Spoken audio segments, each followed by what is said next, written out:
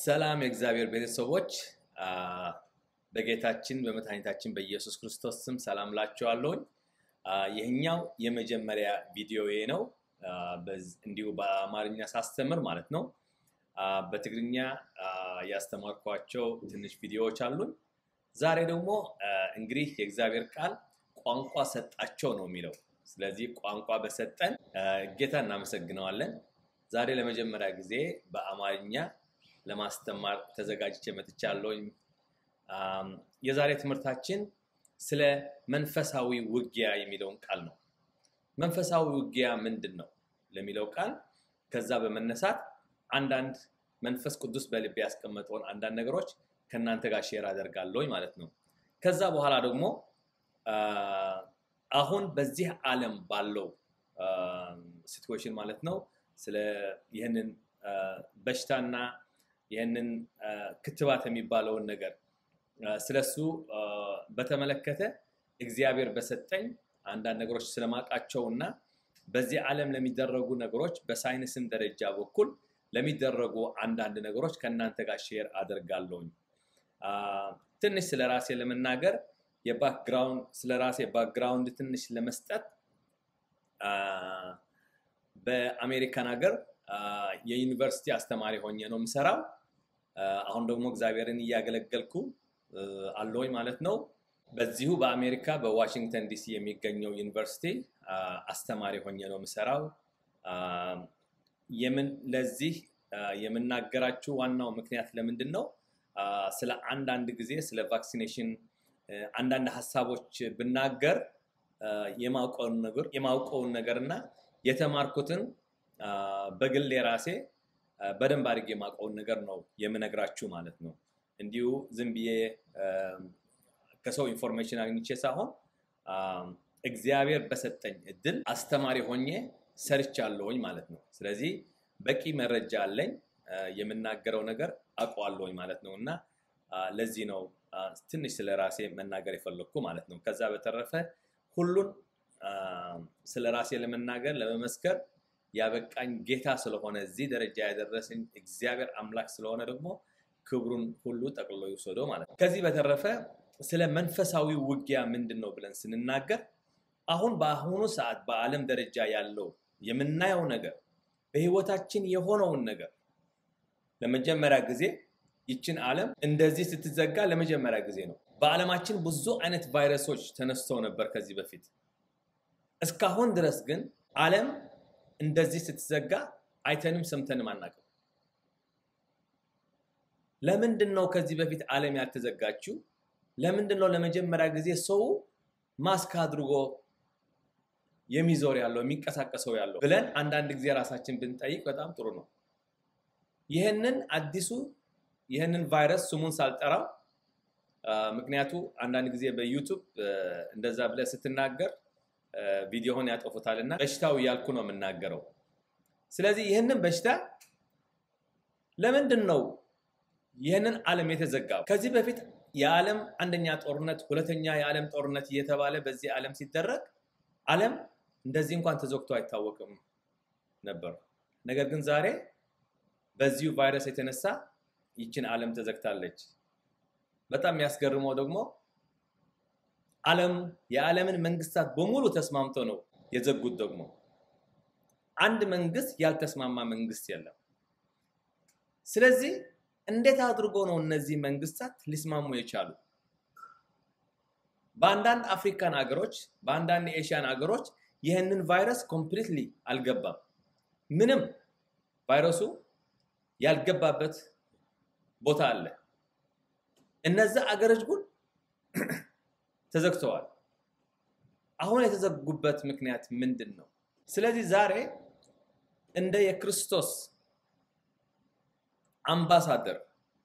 እዚህ ዓለም የተጠራ ነው የክርስቶስ አምባሳደር እንድንሆን ስለሆነ የእግዚአብሔር ቃል እንደሚናገረን እኛ የክርስቶስ አምባሳደሮች በመሆናችን ክርስቶስን ወክለን ነው በዚህ ምድር ያለነው። ስለዚህ ክርስቶስ እኛን ወክሎ በሰማይ እንዳለ እኛ ደግሞ ክርስቶስን ወክለን በዚህ ምድር አለን። የክርስቶስ አምባሳደሮች ስለሆን በኤፌሶን 5:14 ምንድነው የሚለው እግዚአብሔር ቃል? የሰይጣንን ስራ የጨለማን ስራ ማጋለጥ እንዳለብን ነው የሚናገረን የእግዚአብሔር ቃል። የእግዚአብሔር ቃል ፍሬ ከሌለው የጨለማን ስራ የጨለማን አሰራር አትተባበሩ ይለናል። እንዲያውስ አጋልጡት ነው የሚለው። ስለዚህ በአሁኑ ሰዓት በዚህ ዓለም የመጣው ነገር ምንድነው ብለን ብንጠይቅ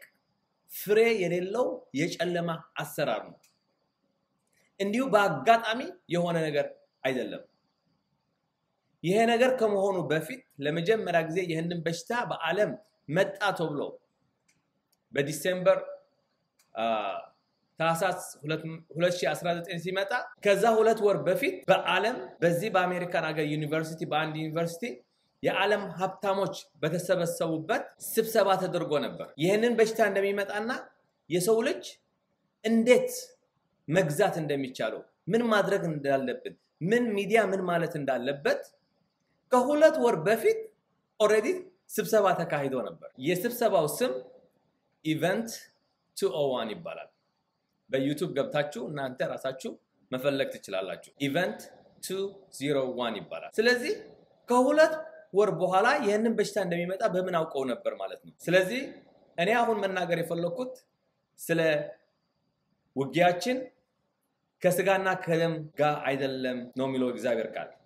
አሁን ከስጋ ጋር ለመዋጋት አይደለም እኔ የመጣሁት እዚህ ማናገራችሁ ማለት ነው። ውጊያችን መንፈሳዊ ነው። መንፈሳዊ ውጊያ እንዳለን አውቀን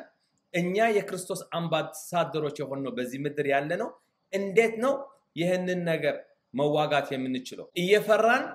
መዋጋት አንችልም። ውጊያ ሲባል እንግዲህ እናቀዋለን። በተለይ በአበሾች ውጊያ ሲባል ውጊያ ማያውቅ ሰው የለም። ስለዚህ ውጊያ ሲባል 2 መንግስታት ወይም 2 አገሮች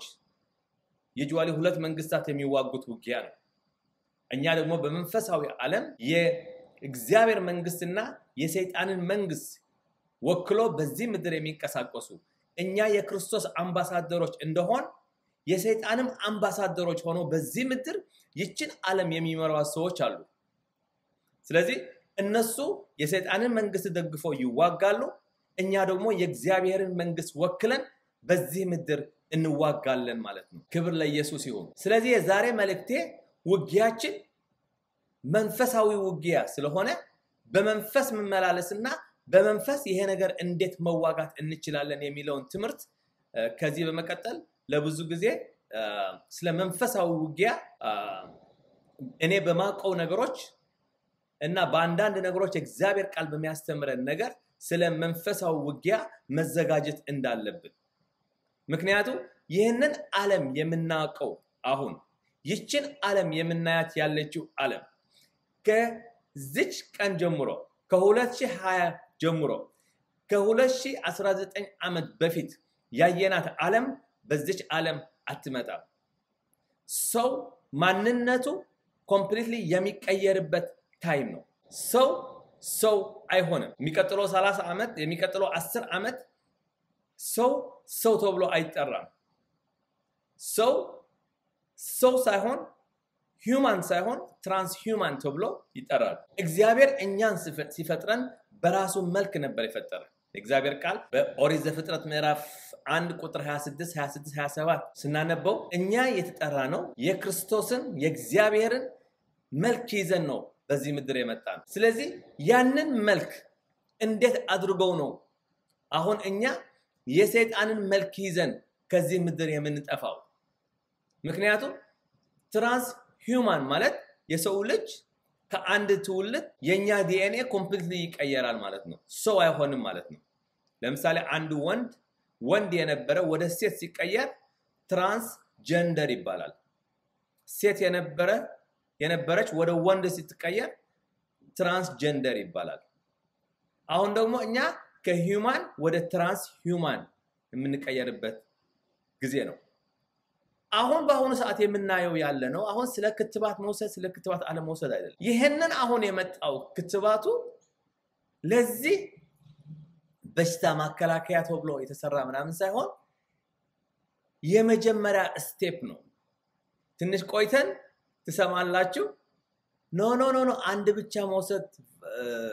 አንድ ሁለት ቫክሲኔሽን መውሰድ በቂ አይደለም ሌላ ከበድ ያለ መጥተዋል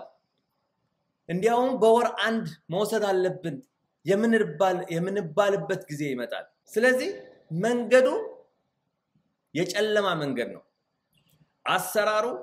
የጨለማ አሰራር ነው በጣም ያሳዝነው ግን በዚህ ሰዓት ይሄ ነገር በደንብ ሳያውቁት አንዳንድ ሰዎች ኖ ይሄን ነገር ክትባት ብትወስዱ ይያሉ ህዝብን ወደ ገደል ይዘው የሚገቡ ብዙ ሰዎች አሉ አገልጋይ የእግዚአብሔር አገልጋይ ሊሆን ይችላል መጽሐፍ ቅዱስ ሊያውቅ ይችላል ይሄንን የጨለማ አሰራር ግን ያልተገለጠለት ሊሆን ግን ይችላል አገልጋይ ስለሆነ ሁሉም ነገር ያቃል ማለት ግን አይደለም በሳይንስ በኩል የሚሰሩ ነገሮችን አገልጋይ ሊያቃቸው ይችላል የእግዚአብሔር ነብይ ሊሆን ይችላል ስለነዚህ ነገሮች ላያውቅ ይችላል ግን አገልጋይ ስለሆነ ግን ኢንተርቪው ሲደረግ ይሄ የጥልቅ አይደለም ይያል የ666 አይደለም ስለዚህ ይሄን ነገር መውሰድ ትችላላችሁ መከተብ ትችላላችሁ ምንም ነገር አይደለም የተባለ አንዳንድ ሰዎች ሲናገሩ በጣም ይገርምኛል ስለዚህ የዛሬ መልእክቴ ምንድነው ብትሉን ስለዚህ ጉዳይ በመጀመሪያ መጠየቅ ያለባችሁ ኢቭን ለዶክተርም ቢሆን ለአንድ ዶክተር ኖ ክትባት መውሰድ አለብህ ካለ በክትባቱ ውስጥ ለዶክተሩ ጠይቁት በክትባቱ ውስጥ ምን አለበት ብላችሁ ጠይቁት ዶክተሩ በመድኃኒቱ ውስጥ ምን እንዳለበት በብዛት ዶክተሮቹ አያውቁትም ኬሚካል ምክንያቱም ዶክተሮቹ አይሰሩትም ዶክተሮች ሲባሉ የሚያደርጉት አንድ ሰው ይታመማል መድኃኒት ያዙለታል ስለ መድኃኒቱ ግን ዶክተሮቹ በደንብ እንዴት እንደተሰራ አያውቁም ምክንያቱም የነሱ ፊልድ አይደለም ስለዚህ አንድ ዶክተር ክትባቱ ወሰደው ይላል እንዴ በምን አወቅ ይሄንን ክትባት አዲስ የተሰራ ነው በ7 ወር በ6 ወር የተሰራ የተባለ ክትባት ይሄንን ክትባት በ7 ወር በአለም ክትባት የሚባል ነገር ተሰርቶ አይታወቅም በአለም ህግ አንድ ክትባት በህዝብ ደረጃ መውጣት የሚችለው ከ4 አመት እስከ 7 አመት ሪሰርች ተደርጎ ብቻ ነው መውጣት የሚችለው አሁን ግን በ6 ወር የተሰራውን ይሉናል በእርግጠኝነት መናገር የሚችለው ይሄንን ክትባት በ6 ወር የተሰራ አይደለም ይሄንን ክትባት እኔ ማምነው ይሄንን ክትባት ለብዙ አመት ሪሰርች ያደርጉበት የነበሩ ያንን ክትባት ካገኙ በኋላ መድኃኒት በሽታው እንደተዘረጋ ነው ደግሞ እኔ ማቀው ይሄንን ክትባት እንደ ኖርማል ክትባት አይደለም ከዚህ በፊት ቫክሲኔሽን ሰው ሲወጋ በሽታው ነበር ምንወጋው የሞቱ ቫይረሶች እንወጋ ነበር ያሁንም ምንወጋው ግን የሞቱ ቫይረሶቹ አይደለም የምንወጋው ሌላ ነገር ነው ስሙ mRNA ይባላል ይሄ mRNA ከዚህ በፊት እንደ ቫክሲኔሽን ተሰርቶ አይታወቅም ለመጀመሪያ ጊዜ የተሰራ ነው ሶ mRNA በውስጣችን በሰውነታችን ምንድነው የሚያደርገው ገብታችሁ በአሁኑ ሰዓት የሰው ልጅ ምንም ነገር መማር ብንፈልግ ጉግል አድርገን አንደርስታንድ ማድረግ እንችላለን ምንም አይነት ኮንሰፕት ማለት ነው በውስጣችን DNA የሚባል ነገር አለ RNA የሚባል ነገር አለ DNA ማለት የኛ እንደ ፕሮቲን ነገር ሆኖ የኛ ማንነት የኛ ብሉፕሪንት የሚናገር ነው ስለ ሳይንሱ ብዙ እንትን ሳላደር RNA ደግሞ ልክ አንድ ቴሌፎን በአፕሊኬሽን እንደሚሰራ RNA ደግሞ እንደ አፕሊኬሽን ሆኖ ከDNA ጋር ይሰራል ማለት ነው አንድ ቴሌፎን ያለ አፕሊኬሽን ቴሌፎን ሊሆን አይችልም አንድ ኮምፒውተር ያለ አፕሊኬሽን ኢንተርኔት መግባት አይቻልም እኛ ደግሞ RNA ልክ እንደዛ ነው በውስጣችን የሚሆነው ይሄንን የተሰራው ክትባት mRNA ይባላል እንደ አፕሊኬሽን ነው ወደ ውስጥ ሰውነታችን የሚገባው ከትንሽ ጊዜ በኋላ እንደ ኖርማል አይነት ቫይረስ እንደ ከዚህ በፊት እንደምንወጋው አይነት ቢሆን ኖሮ እንደ ኖርማል አይነት ክትባት ቢሆን ኖሮ ይሄን ያህል በሚዲያ ፕሬዝዳንቱ ሲከተብ አናይም ነበር ቫይስ ፕሬዝዳንት ሲከተብ ዶክተሮቹ ሲከተቡ ሴሌብሪቲዎቹ ሲከተቡ አናይም ነበር ከዚህ በፊት የፍሉ ቫክሲን ወይም ሌላ አይነት ቫክሲን በአለም ሲደረግ ለምንድነው ይሄን ያህል ሰው እነሱ ያልተከተቡ ሲከተቡ አይተናቸው አናቀም ለምንድነው አሁን ለመጀመሪያ ጊዜ ፕሬዝዳንት ሲከተብ ያየ ነው ስለዚህ ይሄ የጨለማ አሰራር ነው ከጨለማ የመጣ ነው በዚህ ዓለም እኛ የክርስቶስ አምባሳደሮች እንሆን በዚህ ዓለም ደግሞ የሰይጣንን አምባሳደር ሆኖ በዚህ ዓለም ይችን ዓለም የሚመሩት ሰዎች አሉ ብዙ ጊዜ በቲቪ በቪዲዮ አናያቸውም እነዚህ ሰዎች ግን በህይወት የሉ ማለት አይደለም አሉ እነዚህ ሰዎች በዚህ ዓለም አሉ ግን አይታዩ ስለማናያቸው ምን እንላለን አይ እንደዚህ የሚባል ነገር የለም ነው ምንለው በዚህ ዓለም የሚደረጉ ማንኛውንም ነገር ስፖርትም ቢባል ምንም አይነት ኢንተርቴይንመንት ቢባል በዚህ ዓለም የሚደረገው ያለ ምንም ምክንያት እነሱ ያላሰቡት ነገር በዚህ ዓለም አይሆንም በገንዘብ በኩል በኢኮኖሚ በኩል በኢንተርቴይንመንት በኩል እነዚህ አሁን ባስኬትቦል ተጫዋቾች የምንላቸው ፉትቦል ፕሌየሮች ብለን እኛ ፎሎ የምናደርጋቸው ሰዎች እነሱ ራሳቸው ለነሱ ሰራተኞች ናቸው ተቀጥሮ የሚሰሩ ሃሊውድ በሙሉ የነሱ ያሰቡትን ነገር ነው በቲቪ እንደ ሙቪ አድርገው አሰርተው እኛን ፕሮግራም ያደርጉን አንድ ሃሊውድ የሚሰራ ሰው እንዴት አድርጎ ነው ከ30 አመት በኋላ የሚመጣው ቴክኖሎጂ በሙቪ አድርጎ ሊያስበው የሚችል ኢንተርኔት ወደዚህ ዓለም ከመምጣቱ በፊት ከ20 አመት በፊት ስለ ኢንተርኔት ሙቪ ተሰርቶ ነበር ያንን ደራሲው እንዴት አድርጎ ስለ ኢንተርኔት ያውቅ ነበር ዓለም አሁን ያለችበትን ደረጃ ፓንደሚክ ሚል ሙቪ አለ በ1995 አካባቢ የተሰራ ከ25 አመት በፊት ተሰርቶ ነበር ይሄንን ሙቪ እንዲያውም በዛን ሰዓት ወደ 10 የሚሆኑ ሙቪዎች ተሰርተዋል በአሁኑ ሰዓት ዓለም እንደዚህ አይነት ቫይረስ እንደሚመጣባት እንዲያውም ሙቪውን ስታዩት የኮሮና ቢራ ያደረጉ ኮሮና የሚል እንዲያውም ተጽፎ ነበር በዛ በሙቪው ላይ ያንን እንደዛ የሚደረግበት ምንድነው ስንል በፕሬዲክቲቭ ፕሮግራሚንግ ይባላል ፕሬዲክቲቭ ፕሮግራሚንግ ማለት የሚመጣውን የዓለም የፊቸርን ለማሳየት ሰው ፕሮግራም ታደርገዋለ ገና ለገና ከ20 አመት በፊት ፕሮግራም ታደርገዋለ አሁን ሰው በሙቪ ያየዋል ሙቪውን ከዛ ልክ በተግባር ሲሆን ያ ሰው አይደነግጥም ይሄ ፕሬዲክቲቭ ፕሮግራሚንግ ይባላል እነዚህ ሃሊውድ የሙቪ አክተሮች ትልቁ ስራቸው እሱ ነው ዝም ብሎ አንድ ሰው በአመት 30-40 ሚሊዮን ብር ሊሰራ አይችልም ምን ዕውቀት ስላለው ግን ራሳቸውን ለሰይጣን ሸጠው በደም ተፈራርመው ነው እዛ የሚገቡ ስለዚህ ዝም ብለን በሙቪ ስናይ አክተሮች ናቸው ምንለው yes ይሄንን ዓለም የቲያትር መድረክ ናት ይችን ዓለም በሙሉ በዚህ ዓለም የሚደረጉ ነገሮች ድራማ ነው ቲያትር ነው ሴት አፕ የሆነ ነገር ነው ስለዚህ አሁን ደግሞ ይችን ዓለም ድሮ ከነበረችበት ደረጃ እንዴት ነው መቀየር የምትችለው መቀየር አለባት ተብሎ የተወሰነ ውሳኔ አለ ይሄንን አጀንዳ 21 ይባላል አጀንዳ 21 ተብሎ በ1990 ዓመተ ምህረት የተሰራ የተፈጠረ አጀንዳ ነው ወደ 30 አመት የሚፈጅ ፕሮጀክት ተብሎ የተሰራበት ፕሮጀክት ነው ይሄንን ፕሮጀክት ለማሰራት ብዙ ሰዎች ይሄን ነገር ሰርተውበታል ልክ 20 ስንደርስ 21 ዓመተ ምህረት አሁን ያለንበት አመት ብዙ ሰው ማንነቱ የሚቀየርበት ዓለም መልኳን ሼፕዋን የምትቀይርበት 2021 አመት አሁን ገብተናል ከዚህ አመት ጀምሮ አሁን እነግራችኋለሁ ብዙ ሰው የሚሞትበት ነው ለምንድነው የፖፑሌሽንን የዓለም ፖፑሌሽንን ለመቀነስ የሚል አጀንዳ አላቸው የመጀመሪያ አጀንዳቸው እሱ ነው ሌላው ደግሞ መንፈሳዊ ነው የሰውን ማንነት እንዴት መቀየር ይቻላል ነው የክርስቶስን መልክ ይዘን በዚህ ዓለም ለፈጠርነው ሰዎች አሁን ግን መልካችን ሊቀየር ነው አንዳንድ ሰዎች ግማሽ አይናቸው በዚህ በኩል ማሽን አድርገው መንገድ ላይ ወክ ሲያደርጉ አሁን ቅርብ ጊዜ እናያለን እንዲያውም እነዚህ ሰዎች በዚህ ምድር አሉ በአሁኑ ሰዓት ተሰርተው ያለቁ ናቸው አሁን የቀራቸው ይሄ 5G የሚባል ቴክኖሎጂ ነው 5G የሚባል ቴክኖሎጂ ሲመጣ የሰው ልጅ ወክ ያደረገ ራሱን ሸፍኖ በማስክ ግን ከአፉ በታች ማሽን ነው ከዚህ በላይ ደግሞ ሰው ነው አሁን ማስኩ ያስፈልገው ለዛ ነው ካሁኑ ፕሮግራም የምንሆነው ያለነው የሰው ልጅ ካልሲ እንደምንገዛ ስካርፍ እንደምንገዛ ማስክ ደግሞ ልክ ከሽራባችን ጋር ማች የሚያደርግ ከሸሚዛችን ጋር ማች የሚያደርግ ማስክ መግዛት እንጀምራለን አሁን ፕሮግራም እየተደረገልን ያለነው ገና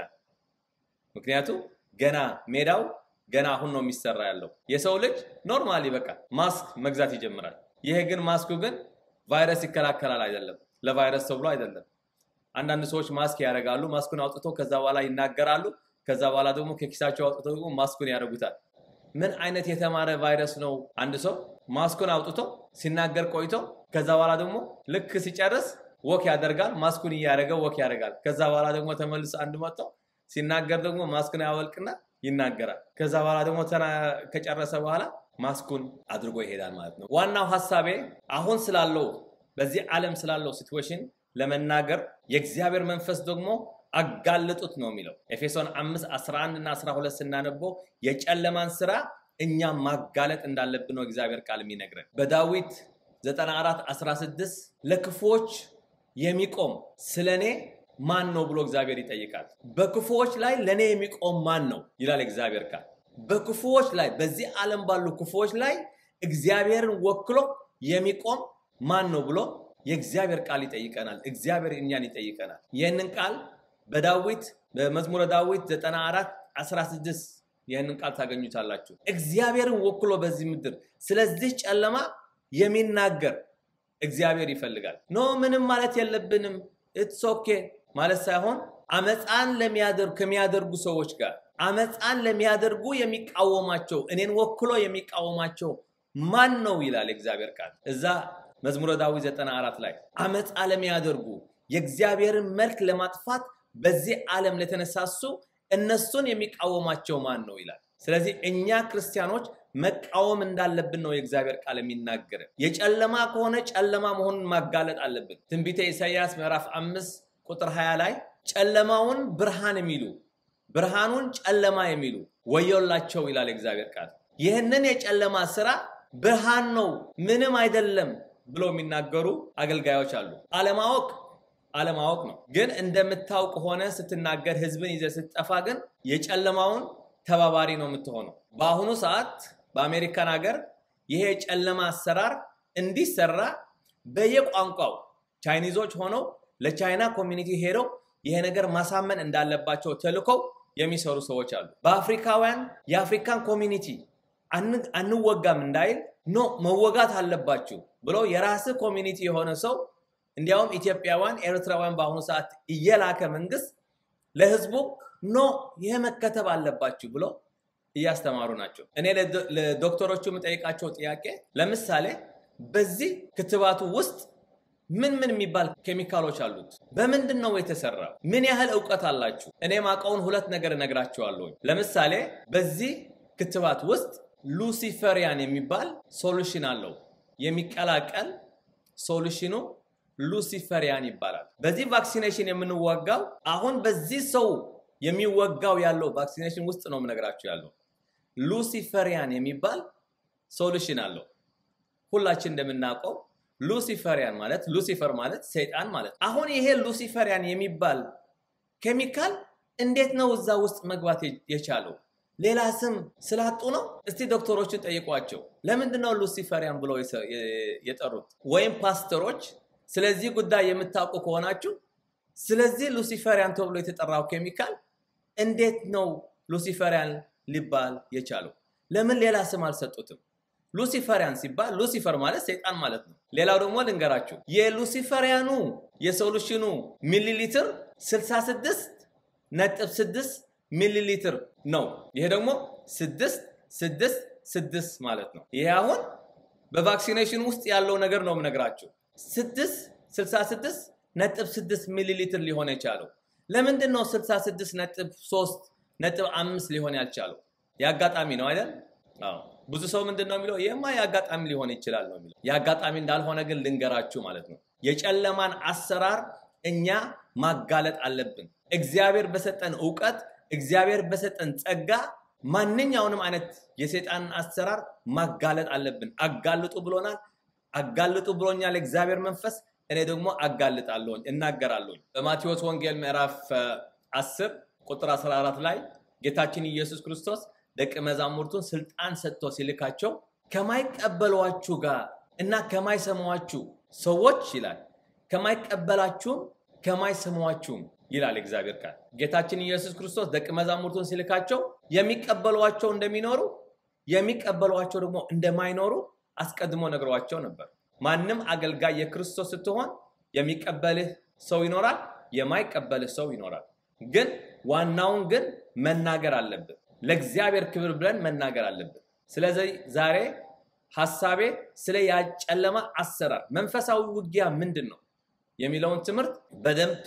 እግዚአብሔር በሰጠኝ አስተምራለሁ። ግን አሁን ያለንበት ጊዜ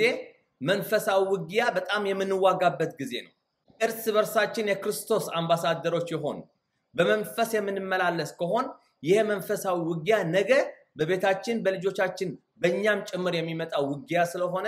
መንፈሳዊ ውጊያ እንዴት ነው መዋጋት ያለብን? በስጋ መዋጋት አይደለም፣ በመንፈስ እንዴት መዋጋት አለብን? ስለዚህ ዛሬ ስፔሻሊ በተለይ በአፍሪካ በአገራችን ማለት ነው በኢትዮጵያም በኤርትራም ማለት ነው የሚገኝ ህዝብ በአፍሪካ የሚገኝ ህዝብ ይህንን አጀንዳ ማወቅ አለበት። ይህንን አጀንዳ ለመሰራት በተለይ በአፍሪካ ብዙ ሰው ለማለቅ የተዘጋጀ ትልቅ አጀንዳ ነው። ብዙ ሰው ያልቃል፣ ብዙ ሰው ይሞታል። ይሄ ሰይጣናዊ አሰራር ነው። ስለዚህ የእግዚአብሔር ቃል በኤፌሶን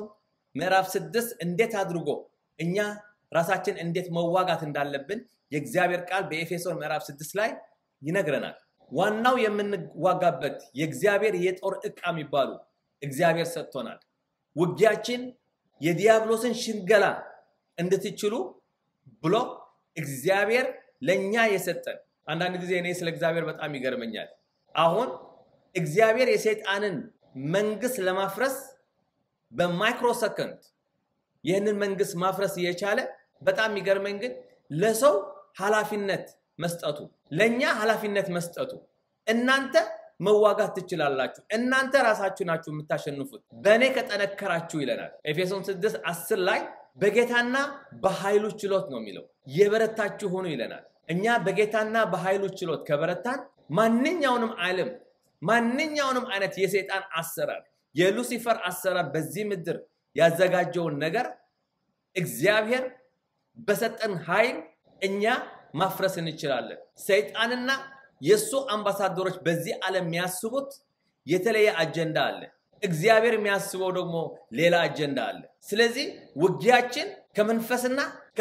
ከተቃዋሚ ኃይሎች ጋር ነው። መንፈሳዊ ውጊያ ነው። ስለዚህ ኤፌሶን ቃሉ እንደሚናገረን በኤፌሶን 6:10-11 እንደሚናገረን የዲያብሎስን ሽንገላ መቋቋም እንድትችሉ የእግዚአብሔርን ጦር ልበሱ ይለናል።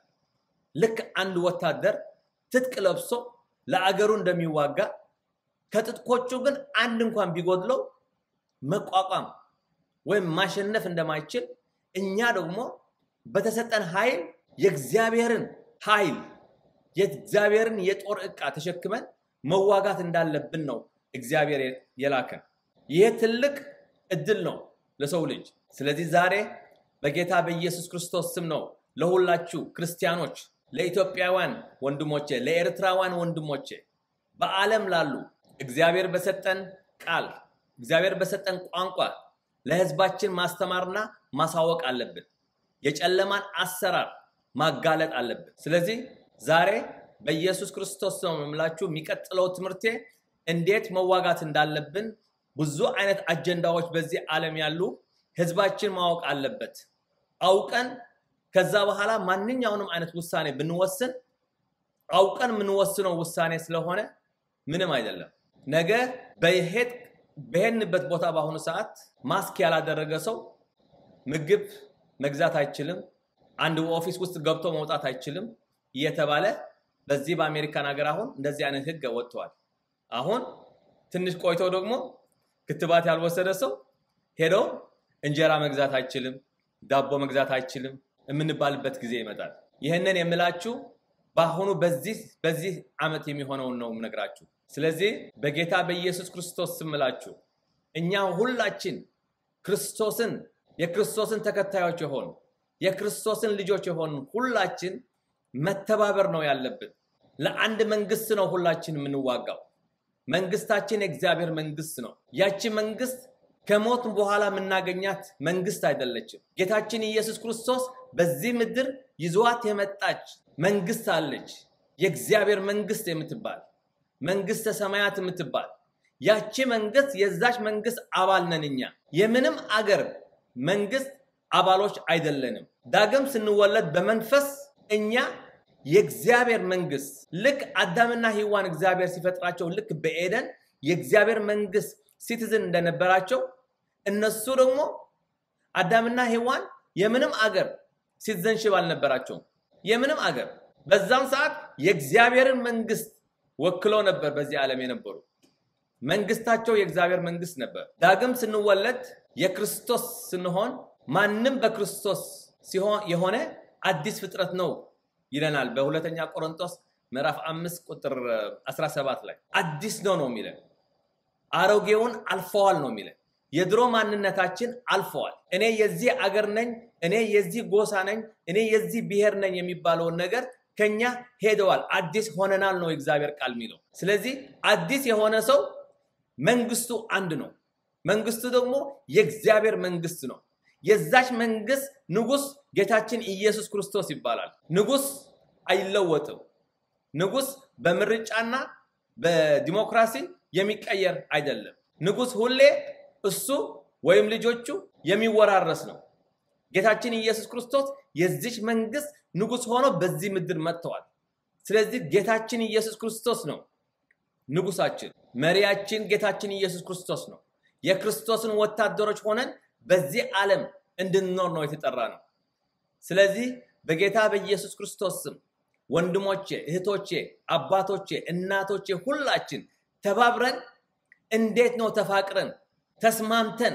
ለክርስቶስ መንግስት ለዚች መንግስት በዚች ምድር ተተወልን ለሄደ ጌታችን ኢየሱስ ክርስቶስ ተተወልን ለሄደው ይችን መንግስት በእኛ እጅ ውስጥ ነው ያለችው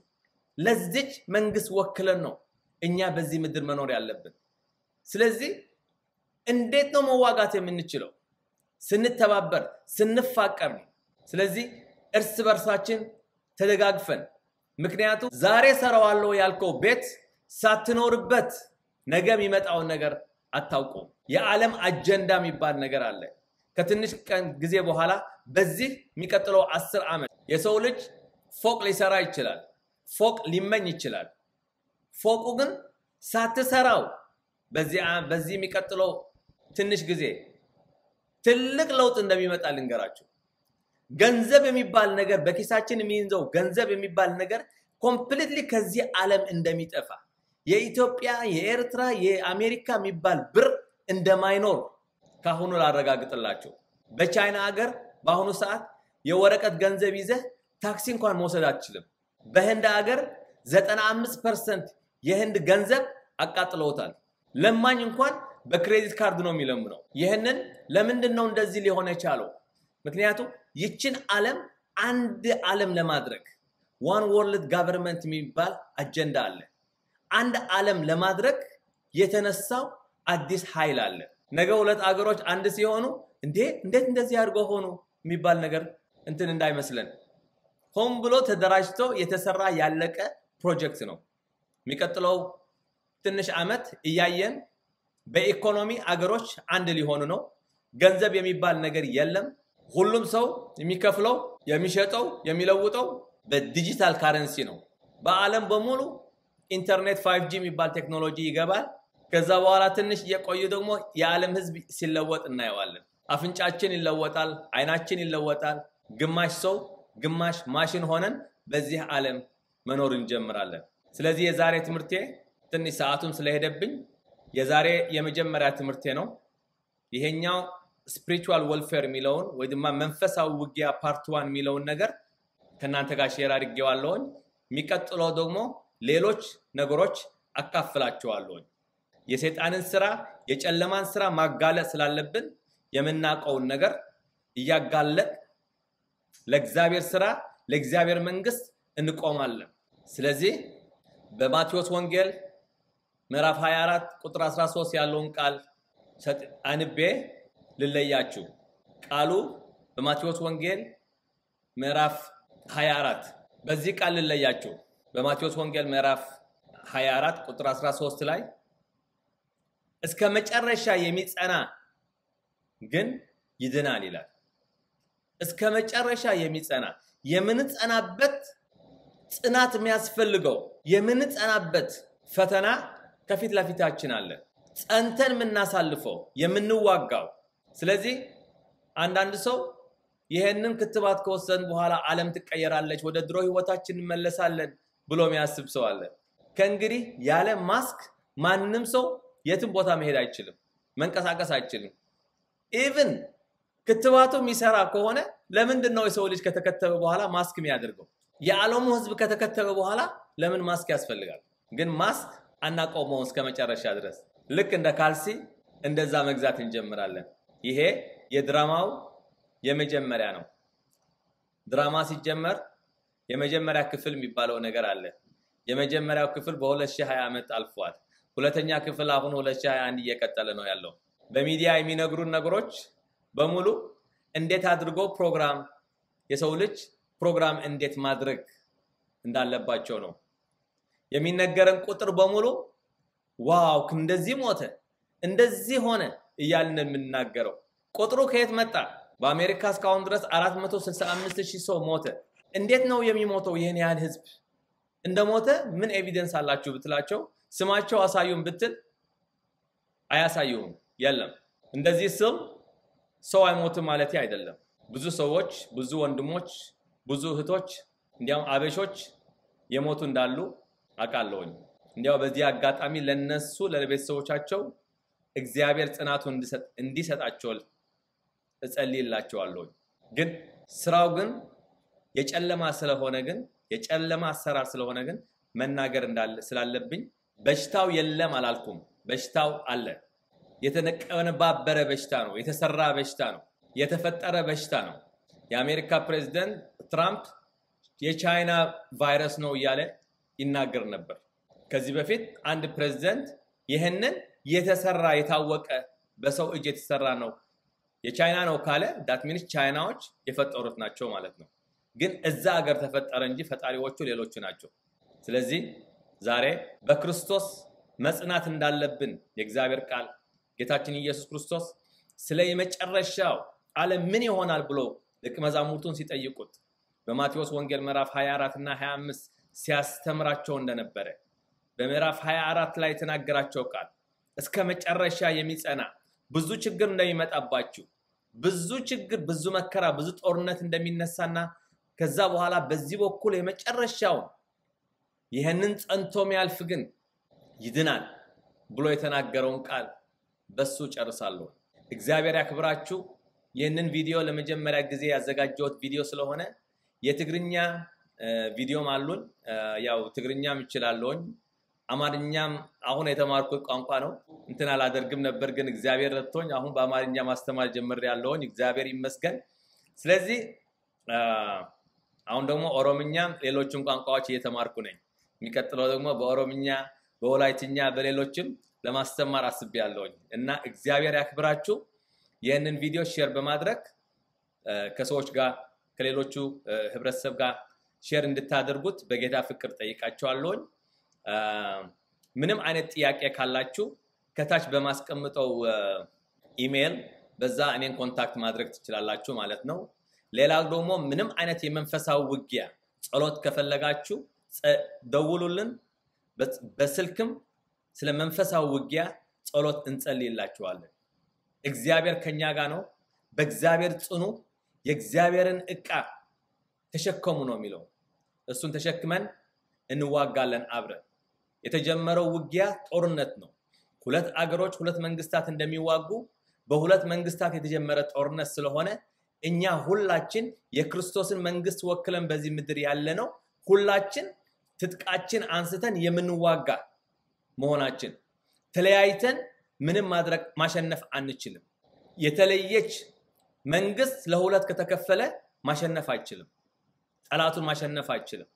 ስለዚህ በዚህ ዓለም ለሚቀረው ነገር ዝና ይሁን ዕቃ ይሁን ዕውቀት ይሁን ማንነት ይሁን ሁሉም ነገር ትተን ጌታችን ኢየሱስ ክርስቶስን ይዞልን ለመጣ ለዚች መንግስት ሁላችን እንድንቆም በጌታ በኢየሱስ ክርስቶስ ስም ይሄንን ከፊት ለፊታችን ያለው ጦርነት ተባብረን ብቻ ነው ማሸነፍ የምንችለው ተከፋፍለን ሊሆን አይችልም ስለዚህ ከዚህ በፊት በተለየ የድሮ ከእንግዲህ 5 ዓመት 10 ዓመት እንደዚህ አደርጋለሁ ብሎ የሚያስብ ሰው በአሁኑ ሰዓት በጣም የተሳሳተ አስተሳሰብ ያለው ሰው ብቻ ነው። ምክንያቱም ዓለም በአሁኑ ሰዓት ያለችበት ደረጃ እኔ እርግጠኛ ሆኜ ነው የምነግራችሁ በሚቀጥለው በ2025 የዚህ ዓለም ቴክኖሎጂ ያሰበውን ነገር ምንድነው ብል ማንንም ሰው ትምህርት ቤት መሄድ ያስፈልገው ስለሱ አንዳንድ ነገሮች የሚቀጥለው ትምህርት ላይ እናገራለሁ ነገር ግን በዚህ ዓለም በቴክኖሎጂ ምክንያት ተብሎ የሚደረጉ ሁሉንም ነገር እናጋልጣለን ህዝብ ማወቅ አለበት የእግዚአብሔር ቤተሰቦች ይሄንን ነገር ማወቅ አለባቸው ከዛ በኋላ አውቃችሁ ለእናንተ የሚስማማ ለቤተሰቦቻችሁ ለልጆቻችሁ የሚስማማችሁ ነገር ማድረግ ትችላላችሁ እኔ ግን በማቀው ነገር አካፍላችኋለሁ ጌታ ኢየሱስ ያክብራችሁ ዘመናችሁ የተባረከ ይሁን በጌታ በኢየሱስ ክርስቶስ ስም በኢየሱስ ደም ሸፈንኳችሁ ቤታችሁ ልጆቻችሁ ማንነታችሁ ሁሉ በክርስቶስ ደም የተሸፈነ ይሁን ክብር ለኢየሱስ ይሁን እኛ ሁሌ አሸናፊዎች ነን ምክንያቱ ንጉሳችን አሸናፊ ስለሆነ በደሙ የገዛን ጌታችን ኢየሱስ ክርስቶስ ሁሉ ጊዜ ከኛ ጋር ስላለ እኛ የንጉሱ የኃያሉ ልጆች ስለሆን በዚች ምድር ላይ በዚህ በጨለማ በነገሰበት ምድር ላይ አሸናፊዎች ነን ጌታ ኢየሱስ ያክብራችሁ ተባረኩ በዚህ አጋጣሚ ደግሞ ሰብስክራይብ እና ሼር በማድረግ እንድትተባበሩ ሌላው ደግሞ በጸሎት እንድትተባበሩኝ ይፈልጋለሁ እንድትጸልዩልኝ ይፈልጋለሁ ይሄንን ትምህርት አዘጋጃለሁ ብዬ ካሰብኩት ቆይቻለሁ ግን ሁሌ እንደዚህ አስተምራለሁ ባልኩበት ሰዓት የሚያጋጥመኝ ውጊያ በነገራችሁ በጣም ያስገርማችኋል እቤቴ ቁጭ ብዬ የቀዳሁት ቪዲዮ ራሱ ይጠፋል ስለዚህ ዛሬ ግን በኢየሱስ ክርስቶስ ስም ይሄንን ዛሬ የቀዳሁትን በኢየሱስ ክርስቶስ ደም ሸፈንኩት ለህዝቡ እንዲደርስ በኢየሱስ ክርስቶስ ስም ደም ሸፈንኩት ለህዝቡ እንዲደርስ በጌታ በኢየሱስ ክርስቶስ ስም ለብዙ ህዝብ ለኤርትራውያን ለኢትዮጵያውያን ወንድሞቼ እንዲደርስ በጌታ በኢየሱስ ክርስቶስ ስም ጸልያለሁ እናንተም ጸልዩልኝ ምክንያቱም መንፈሳዊ ውጊያ እውነት ነው ተባረኩ